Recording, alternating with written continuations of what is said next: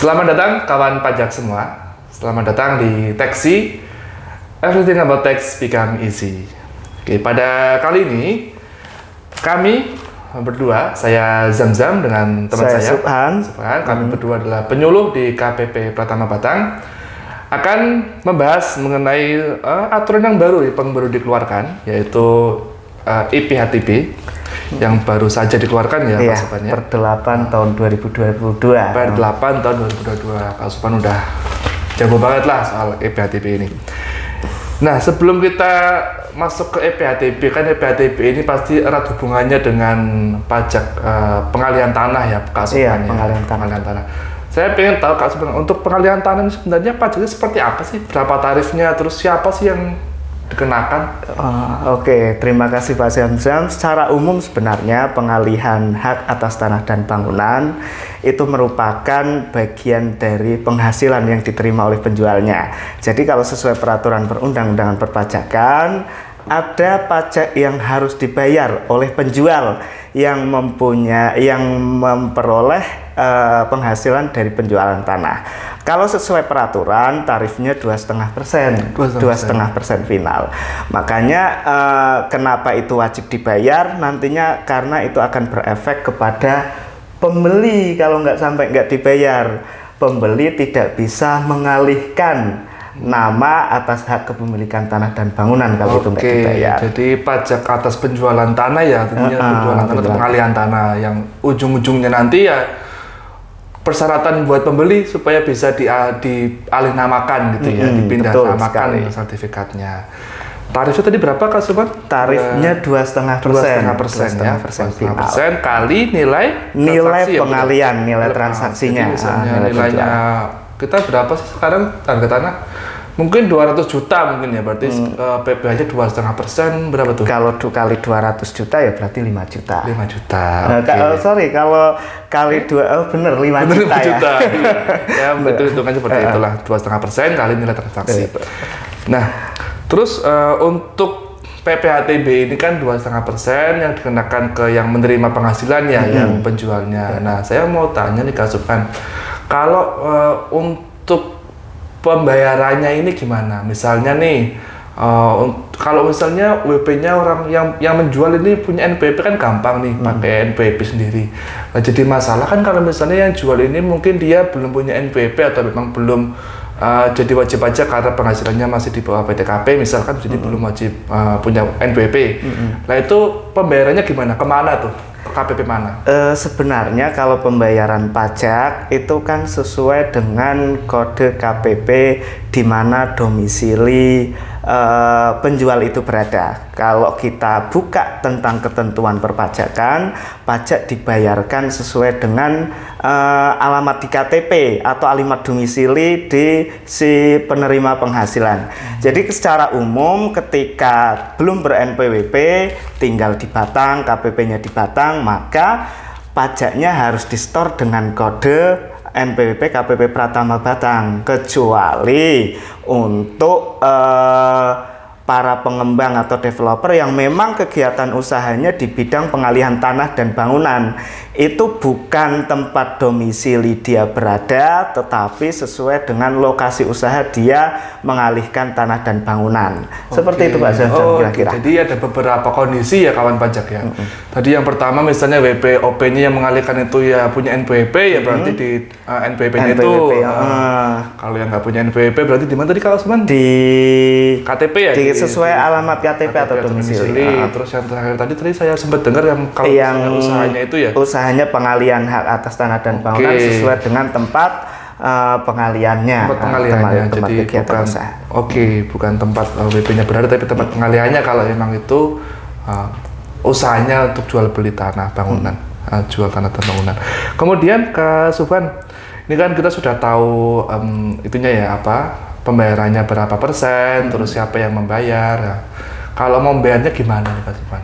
Kalau membayar sebenarnya sih pembayaran itu kalau bayar pajak kan harus bikin kode bayarnya. Nah, kode bayarnya biasanya kalau teman-teman yang belum ber-NPWP minimal kalau tanpa bantuan notaris harus ke KPP minta kode bayarnya. Kode bayarnya. Nah, nanti setelah dapat kode bayarnya baru bisa dibayarkan di lembaga keuangan yang ditunjuk, misalnya bank atau kantor pos. Nah, tapi untuk teman-teman yang sudah ber-NPWP, apalagi sudah pelaporannya e-filing atau menggunakan notaris sih, biasanya kalau notaris sudah dibuatkan billingnya. Kalau mungkin teman-teman yang sudah e-filing punya akun DJP online, bisa create atau membuat billing sendiri di aplikasi DJP online. Oke, jadi kalau sudah biasa pakai DJP online itu ada menu billingnya ya, iya, menu pembayaran. Jadi kan tadi sudah bayar, sudah menghitung sudah bayar. Terus kan kalau untuk dia mengalihkan sertifikat itu biasanya kan kita butuh validasi ya di BPN-nya. Itu validasinya gimana tuh? Validasi, nah ini menarik nih, karena kan sudah terbit aturan baru nih per 8 tahun 2022. Intinya langsung kita ke intinya, yang mana kalau biasanya ini juga khusus kita tunjukkan dulu ke teman-teman notaris. Biasanya kalau teman-teman notaris memvalidasi SSP itu datang langsung ke KPP atau antri ke loket TPT untuk melakukan permintaan permohonan validasi. Nah, atau mungkin dulu teman-teman notaris juga meloginkan dari akun WP untuk divalidasi secara online melalui EPHTB di DJP online. Nah, dengan terbitnya peraturan nomor 8 2022 ini, teman-teman notaris nggak perlu lagi wira-wiri ke kantor pajak, apalagi antre ke kantor pajak, karena validasi sekarang dilakukan bisa secara real time online dengan akun notaris atau PPATK sendiri, notaris atau PPAT. Nah, gitu sih. Jadi sekarang notaris kalau misalnya mau membantu para penjual tanah ataupun para pembeli tanah itu nggak perlu lagi untuk validasinya ke KPP ya kasupannya. Betul. Bisa di tempat masing-masing, di kantor masing-masing dengan tadi ya pakainya EPHTB notaris.ppat.pajak.go.id. Nah, mulai 14 Juli ini sudah berlaku EPHTB. Jadi teman-teman notaris nggak perlu lagi antri, sekali lagi nggak perlu antri ya ke kantor pajak untuk validasi EPHTB. Gitu. Di situ nanti ada mekanismenya untuk melakukan validasi yang dapat muncul esket validasinya secara seketika atau real time waktu. Biasanya kan dulu kalau pakai manual itu butuh beberapa hari ya, sampai 3 hari gitu sampai 3 hari. Kalau ini bisa langsung ya. Bisa langsung belum lagi nggak perlu antre kan. Nggak perlu datang jauh-jauh ke kantor pajak, cukup di tempat masing-masing langsung bisa langsung jadi validasinya malah ya, nggak antre. Bahkan notaris sampai PPAT bisa langsung memvalidasi sampai dengan 100 SSP. Langsung 100 SSP bisa. Menghemat banyak waktu dan menghemat banyak biaya tentunya ya. Terus ini kan mungkin banyak notaris yang pengen juga dipakai EPHTB karena dengan segala kemudahannya. Nah, terus gimana sih caranya untuk menggunakan EPHTB ini? Apakah mesti datang dulu daftar ke KPP atau gimana? Enggak, ini sekarang kan sudah zamannya online ya, nggak perlu lagi ke KPP untuk daftar-daftar. Nah, yang penting notaris atau PPAT ini secara formal memenuhi ketentuan untuk bisa mendaftar EPHTB, asal notaris itu terdaftar di Kumham atau Kementerian di bidang tanah dan agraria yang menyelenggarakan pemerintahan di bidang itu, terdaftar artinya dia bisa langsung registrasi. Kalau kita buka EPHTB notaris.ppat.pajak.go.id, di situ ada menu seperti teman-teman notaris dulu login di DJP online. Di situ ada menu registrasi. Nah, registrasi di situ nanti NPWP-nya akan divalidasi. Divalidasi dulu. Kalau nanti secara formal, nah secara formal ini Selain tadi terdaftar di website Kemenkumham dan Kementerian Pertanahan, itu ada juga formal lain di bidang perpajakan yang harus terpenuhi. Apa itu yang harus terpenuhi misalnya notaris atau PPAT ini sudah lapor SPT minimal 2 tahun terakhir. Lapor SPT. Lapor SPT tahunan ya. Maksudnya lapor SPT tahunan. Nah, mungkin ada sebagian juga notaris selain menjalankan usaha di bidang notaris seperti biasa, dia juga sudah dikukuhkan sebagai PKP. Nah, kalau sudah dikukuhkan PKP ada syarat tambahan lagi. Syarat tambahannya sudah menyampaikan SPT masa PPN minimal 3 bulan terakhir. Minimal 3 bulan. Minimal 3 bulan. Notaris yang kan kadang juga sudah PKP ya, sudah terbit di pajak. Nah, itu harus kewajiban pelaporan masa PPN juga harus terpenuhi terlebih dahulu. Oke, terus ada lagi nggak? Nah, selain ketentuan formal pelaporan, ketentuan formal lainnya adalah sudah tidak lagi mempunyai utang pajak. Tidak punya utang pajak. Jadi teman-teman notaris PPAT kalau masih punya utang pajak, ketika registrasi otomatis dia tertolak. Karena formalnya dia walaupun sudah lapor SPT tahunan, ternyata masih ada tunggakan pajak yang harus dibayar. Itu juga harus diselesaikan. Di awal sudah langsung udah tertolak ya registrasi ya, karena ada kekurangan syarat formalnya tadi ya, karena ketolakan. Ada lagi mungkin? Selain itu juga teman-teman notaris ini mungkin jarang ya, tapi perlu diketahui juga kalau teman-teman notaris sedang dalam proses pemeriksaan atas dugaan tindak pidana perpajakan, itu juga tidak bisa menggunakan aplikasi EPHTB ini. Gitu. Jadi intinya itu harus bersih lah. Harus lapor, nggak punya utang, tidak ada kaitannya dengan tindak pidana perpajakan. Nggak ada masalah mengenai pajak lah, notaris pasti bisa pakai. Harusnya sih bisa. Terus, kalau misalnya ini dia udah memenuhi syarat nih untuk formalnya, terus kalau misalnya mau EPHTB tadi ke mana EPHTB? Ke EPHTB notaris ppatk.pajak.go.id. Nanti bisa login di situ, setelah registrasi nanti tinggal input apa nih? Kalau formal nanti input alamat pos, terus alamat email di situ juga. Bikin passwordnya di situ juga. Artinya kalau di situ udah bisa lancar tervalidasi secara formal memenuhi, punya akun. Nah, akun ini nanti yang bisa digunakan teman-teman untuk validasi EPHTB. Nanti untuk ngisian pas mau validasi juga mungkin hampir sama dengan yang manual kali ya. Iya. Isinya sama kayak ngisi NOP segala macam ya. NOP, ngisi dasar penyerahannya atau nilai pengaliannya.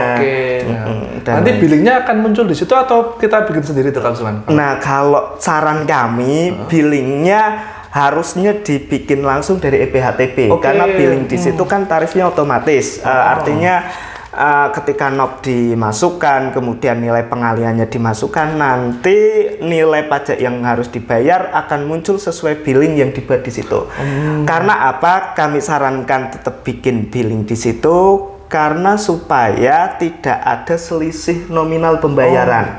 Kalau ada selisih nominal pembayaran walaupun Rp1, baik terlalu kebesaran ataupun terlalu kurang atau lebih Rp1 tidak bisa divalidasi secara online karena datanya harus tepat. Jadi beda Rp1 pun gagal validasi ya. Gagal validasi. Jadi ya kalau gagal validasi teman-teman harus ke KPP dong. Malah tetap ujung-ujung ke KPP lagi manual jadinya kan. Jadi lebih baik ya pakai menu billing yang ada di EPHTB ya biar meminimalisasi kesalahan gitu ya. Dibayar langsung, bisa langsung bayar, langsung bisa divalidasi.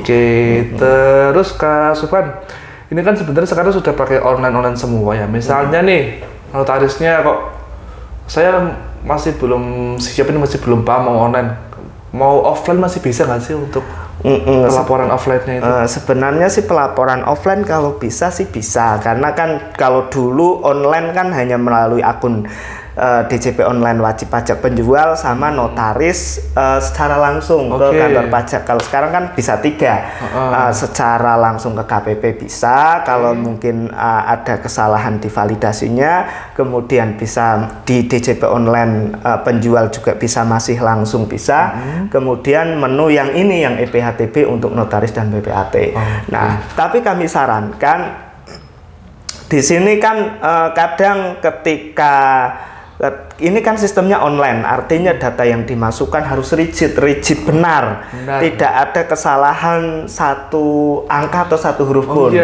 Baik misalnya ketika memvalidasi NIK, itu memang harus NIK yang sesuai dengan yang terdaftar di Disdukcapil. Karena di sistem yang baru ini NIK yang dimasukkan itu langsung memvalidasi di Disdukcapil. Artinya kalau NIK-nya salah ya atau nggak valid ya nggak bisa divalidasi. Harus tanya dulu nih ke Disdukcapil NIK-nya yang valid yang mana. Ataupun mungkin waktu validasi NPWP-nya salah, nggak terdaftar di Master DJP, itu juga nggak bisa divalidasi. Tapi seharusnya ketika NPWP salah, itu teman-teman kan bisa langsung ngecek di irek.pajak.go.id untuk ngecek NIK ini sebenarnya NPWP-nya berapa gitu.